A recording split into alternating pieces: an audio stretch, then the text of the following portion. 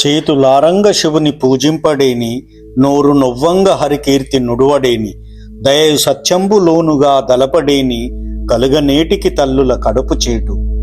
పలికెడిది భాగవతమట, పలికించు విభుండు రామభద్రుండట, నీ బలికిన బౌహరమగునట, పలికెద వేరుండుగాత పలుకగనేలా, నేను పలికేది భాగవతమట, నా చేత పలికించే విభుడు రామచంద్రుడట, అలా పలికితే మళ్ళీ పుట్టుక లేకుండా పోతుందంట. సరే, అలాగే పలుకుతాను. మరో కథ నేనెందుకు చెప్పాలి, భాగవతమే చెబుతాను. ఇంతకు ముందు భాగంలో దశమ స్కందంలోని శ్రీకృష్ణ లీలల్లో మొదటి భాగం చెప్పుకున్నాము. ఈరోజు శ్రీ మదాంధ్ర మహాభాగవతంలోని దశమ స్కందంలోని శ్రీకృష్ణ లీలలు రెండవ భాగాన్ని చెప్పుకుందాము. రామకృష్ణులు ఎన్నో శైశవ లీలలు చేసేవారు. మోకాళ్ళ మీద చేతులు విప్పార్చిపెట్టి ఒక్కసారిగా పరుగు పెట్టేవారు. తల్లుల పైటలు పుచ్చుకొని ఊగేవారు. ఆవు దూడలతో తోకలు పట్టుకొని విడవకుండా వాని వెంట పరిగెత్తేవారు. తమ తల్లులు ఎత్తుకొని పాలు ఇస్తూ ఉంటే రెండు చేతులతో పునుకుతూ చేపుకొచ్చేటట్లు తాగేవారు. గ్రుక్క గ్రుక్కకు అందంగా తెలియని ముద్దు పలుకులు పలికేవారు. చేతులు పాదాలు అల్లారుస్తూ కదిపేవారు. రామకృష్ణులు చిన్నతనపు చేష్టలతో ఇంకా చేతులతోనూ మోకాళ్లతోనూ ప్రాకేవారు. వారిని చూసి రంభాది అప్సరసలు కలత చెందేవారు. శత్రువులు భయంతో కలవరపడేవారు. తపస్సులు వేడుకతో ఎంతోసేపు ధ్యానించేవారు. తలలు ఎత్తుకొని తడువుకుంటూ ఆటలాడేటప్పుడు సర్పరాజుల వలె ఉంటారు. అవయవాలకు బురద పూసుకున్నప్పుడు ఏనుగు గున్నల వలె ఉండేవారు. సాటిలేని వేగంతో తిరుగుతున్నప్పుడు సింహపు పిల్లల వలె ఉంటారు. ముఖాల్లో నానాటికి అంతకంతకు కాంతి పెరుగుతూ ఉదయించే సూర్య చంద్రుల వలె ఉంటారు. సంతోషంతో తల్లుల చనుబాలు త్రాగినప్పుడు పరమయోగులు అమృతం త్రాగి పరవశించిన సొంపు వహిస్తారు.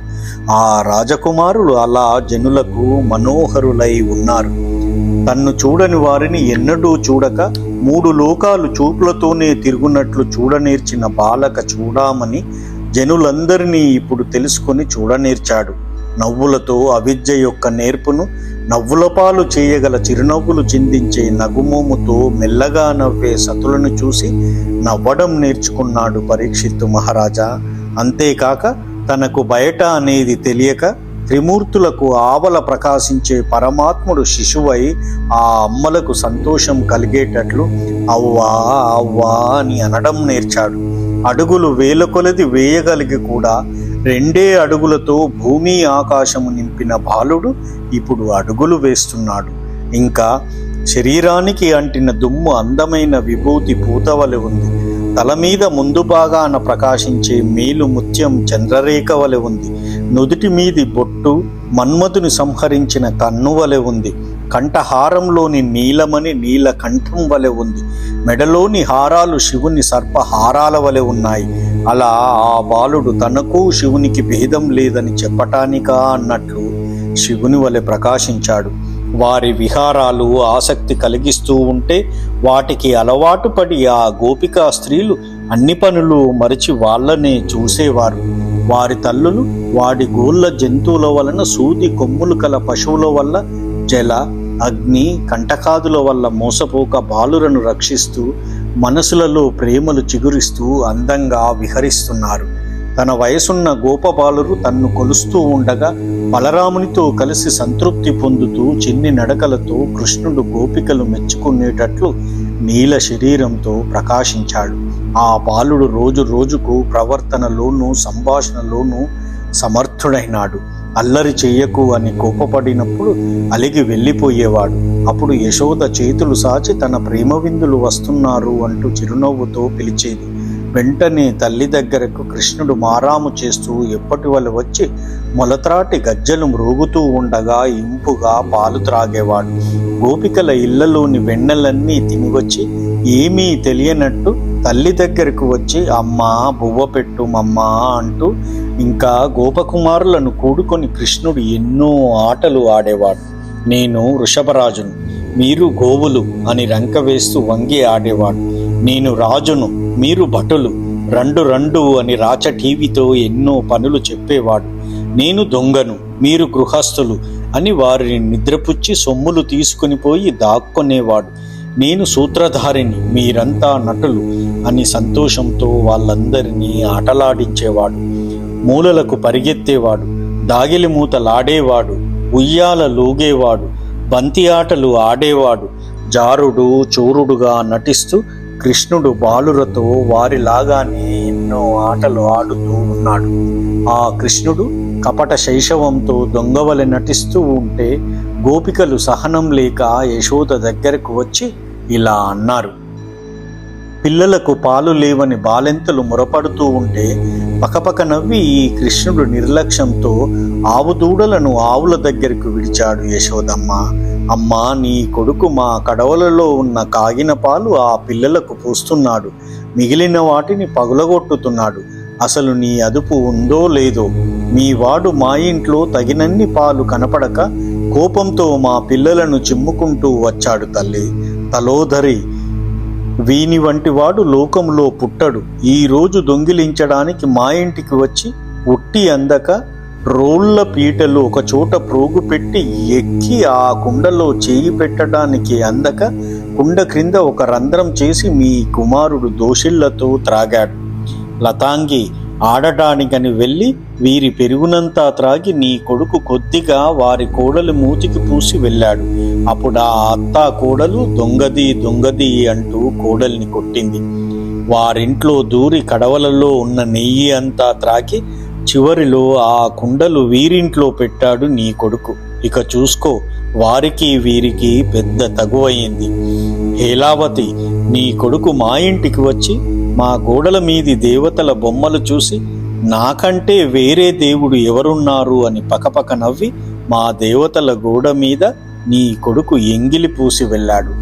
మా ఇంట్లో వెన్న తింటూ ఉంటే చూసి మా చిన్నమ్మాయి వచ్చి వెనక్కి లాగితే వెంటనే వీడు చన్నుపట్టి లాగాడు. వీడు చిన్ని బాలుడా?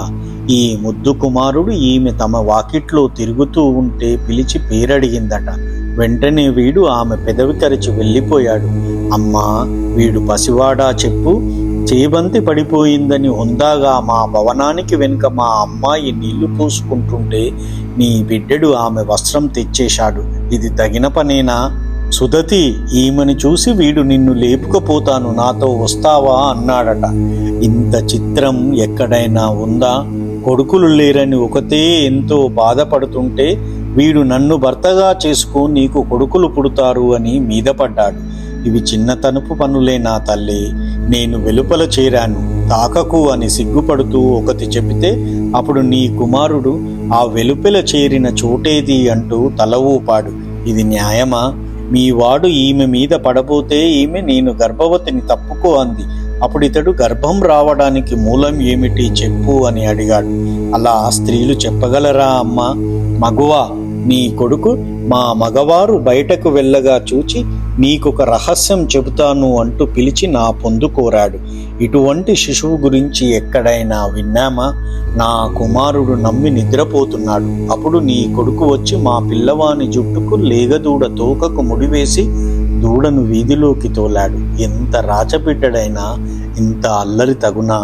లతాంగి, నీ కొడుకు నా కొడుకు మీద పడి బలవంతంగా బాణెడు వెన్నెను మా వాని నోటిలో కూరినాడు. వాడికి ఊపిరాడటం లేదు. వాడిని చూపిస్తాను చూడు. వాడికేదైనా అయితే నీదే భారం. ఒక స్త్రీ నిద్రిస్తుంటే మీ వాడు ఆమె చీర ఊడదీసి తేలుచేత కర్పించాడు. ఆమె భయంతో పరుగులెడుతుంటే వీడు నవ్వుతూ ఉన్నాడు. ఇది తగినదే నా తల్లి? నా కొడుకు కోడలు ఏకాంతంగా శయనించి ఉన్నారు. అప్పుడు నీ కొడుకు ఒక పామును వారిపై పడవేశాడు. వారు బట్టలు లేకుండా పారిపోతుంటే చూసి కేకలు వేస్తున్నాడు నీ కొడుకు. ఇది తగినదేనా? ఒక తరుణి పెరుగు చిలుకుతూ చివరకు వంగి వెన్న తీస్తుంది. అప్పుడు నీ సుతుడు వెనుక నుండి వచ్చి మీద పడి మగచేష్టలు చేయసాగాడు. దీన్ని చక్కజేయలేవా తల్లి యశోద? మా వాడలోని స్త్రీలందరము మెల్లగా నీ కొడుకు వస్తాడని పాలు పెరుగు ఇళ్లలో పెట్టి తాను వచ్చే త్రోవలోనే నిలిచి చూస్తున్నాము. ఎప్పుడు వచ్చాడో తెలియదు. తలుపుల తాళాలు వేసినవి వేసినట్లే ఉన్నాయి. ఒక ఇంటిలో ఆడుతున్నాడు, మరో ఇంటిలో పాడుతున్నాడు, ఒక ఇంట్లో నవ్వుతున్నాడు, ఒక ఇంట్లో తిడుతున్నాడు, ఒక చోట వెక్కిరిస్తున్నాడు, మరో చోట మృగాలు పక్షుల వలె కూతలు కూస్తున్నాడు. చివరికి ఎక్కడికి పోయాడో కనపడడు. ఉత్త ఖాళీ కడవలు మాత్రమే ఉంటున్నాయి. చంద్రముఖి సంపద ఉంటే తింటారు, కడతారు, కానీ నవ్వుతూ కొడుకులను మా బీదల వాడలపై పడమని తోలుతారా? అమ్మా, నీ కొడుకు మా ఇళ్లలో పాలు పెరుగు ఉండనీయడు. మేము ఎక్కడికైనా పోతాము, మా అన్నల ఆవుల మీద ఒట్టు అని ఇంకా అనేక విధాల బాలగోపాలుడు చేసే వినోదాలు తమను అనుగ్రహించడమే అని తెలియక నిందిస్తున్న గోపికలతో యశోద ఇలా అంది. నా పాలు విడిచి ఇటు అటు వెళ్ళడు, పొరిగింటి దారులే ఎరగడు, పూర్తిగా కన్నులు కూడా తెరవని ఈ చిన్ని పాపని ఇలా రవ్వ చేయడం తగునా? ఇతరమేమీ ఎరుగడు, తనయంత తాను ఆడుకుంటాడు, చాలా మంచివాడు వీడు, చాడీలు చెప్పకండి భామలారా, తల్లులారా అని ఎలాగో యశోద వారిని మెత్తపరిచి పంపి కొడుకును కోపించలేక ఉంది. స్త్రీలంతా తన తల్లితో తన వికారాలన్నీ చెబితే భయపడి శాంతుని వలె, సాధుని వలె, తెలివి తక్కువ వాని వలె, భ్రాంతి చెందిన వాని వలె, మూడుని వలె తల్లి హృదయం మీద తలపెట్టి ఆడుతూ కుమారుడు ఏ వింత లేకుండా ఊరుకొన్నాడు. అంతలో ఒక రోజున బలరాముడు మొదలైన గోపకులు వెన్నుడు మన్ను తిన్నాడు అని చెప్పారు. వెంటనే యశోద కృష్ణుని చేయి పట్టుకుని ఇలా అంది. మన్ను ఎందుకు తింటావు? నా నియమాలు ఎందుకు పాటించవు?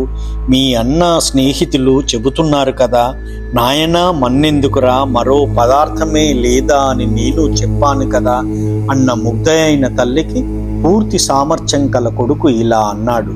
అమ్మా, మన్ను తినడానికి నేనేమైనా శిశువునా? ఆకలిగొన్నానా? వెర్రివాడినా? వీరి మాటలు నమ్మకు.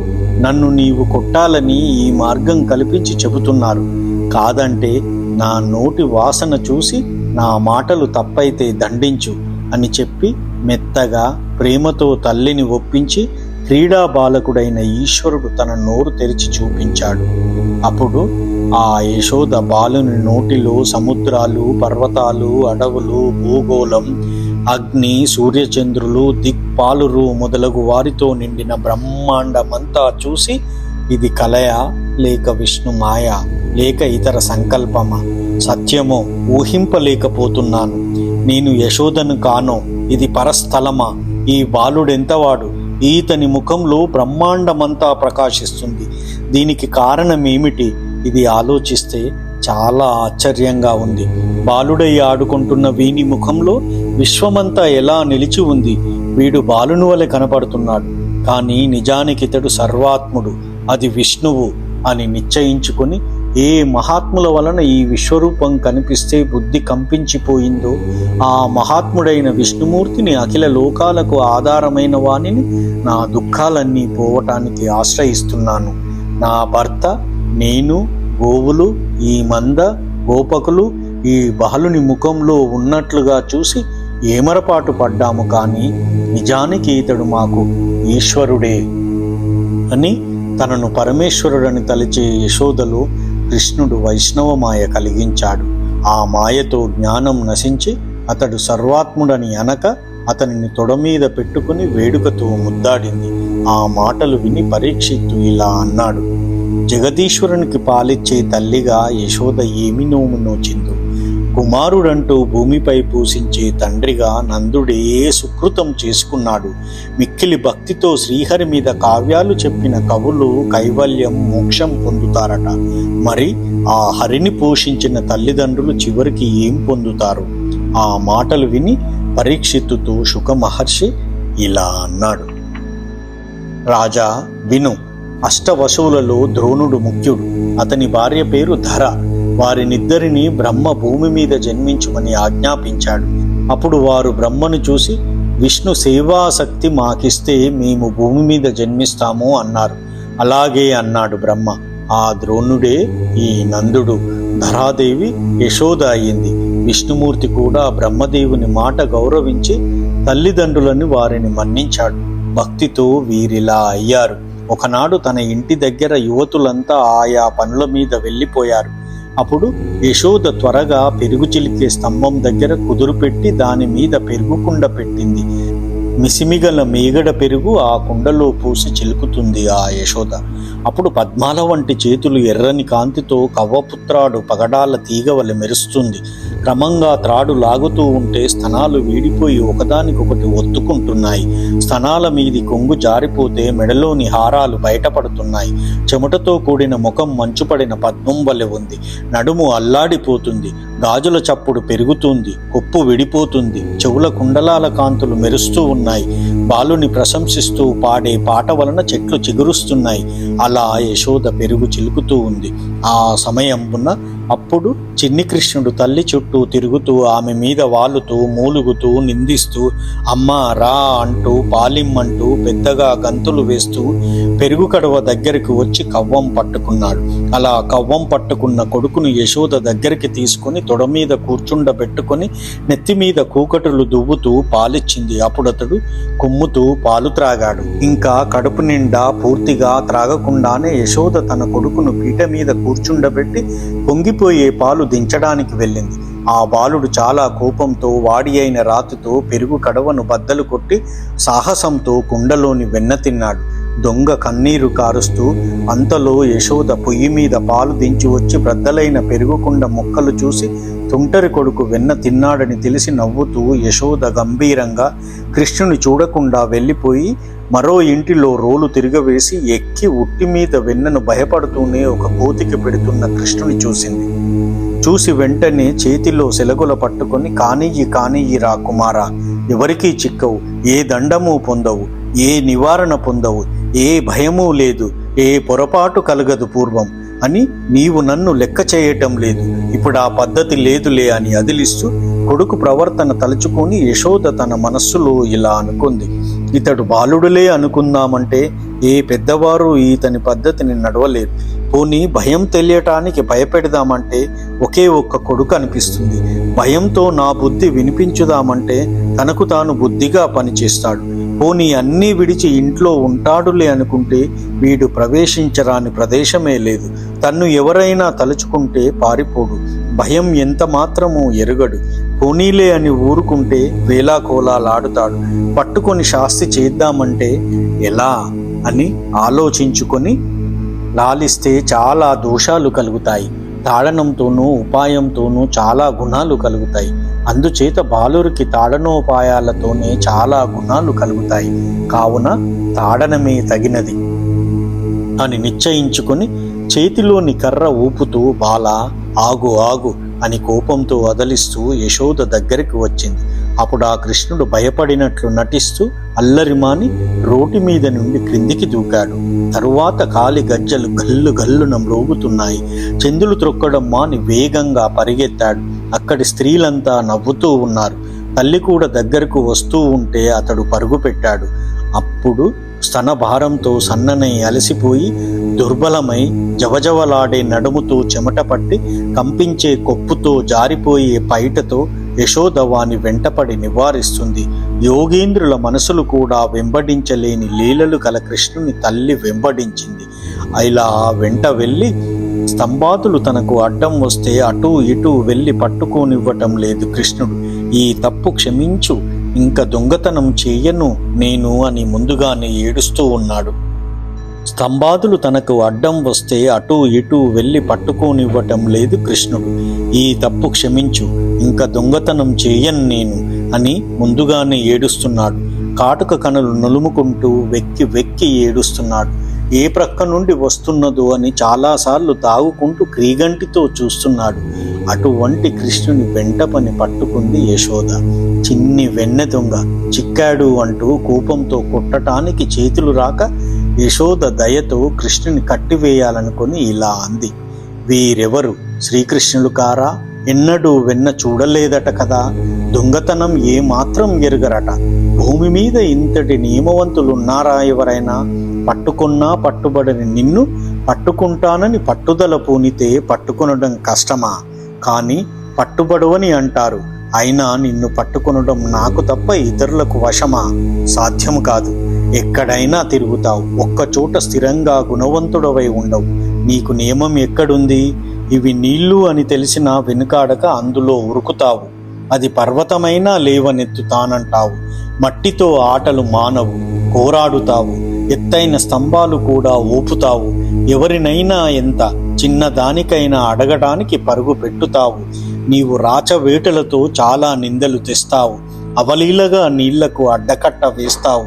ముసలం ధరించి హలివలే దిశములతో తిరుగుతావు. ఇక నీకు అల్లరి పనులు వద్దు కుమారా. నేను నిన్ను వంచలేననా? నీవిలా క్రింద మీద తెలియకుండా ప్రవర్తిస్తున్నావు. దీనితో శ్రీకృష్ణ లీలలు 2వ భాగము సమాప్తం. ఓం నమో నారాయణాయ. ఓం నమో నారాయణాయ. ఓం నమో నారాయణాయ. ఓం నమో భగవతే వాసుదేవాయ. ఓం నమో భగవతే వాసుదేవాయ. ఓం నమో భగవతే వాసుదేవాయ. జై హింద్.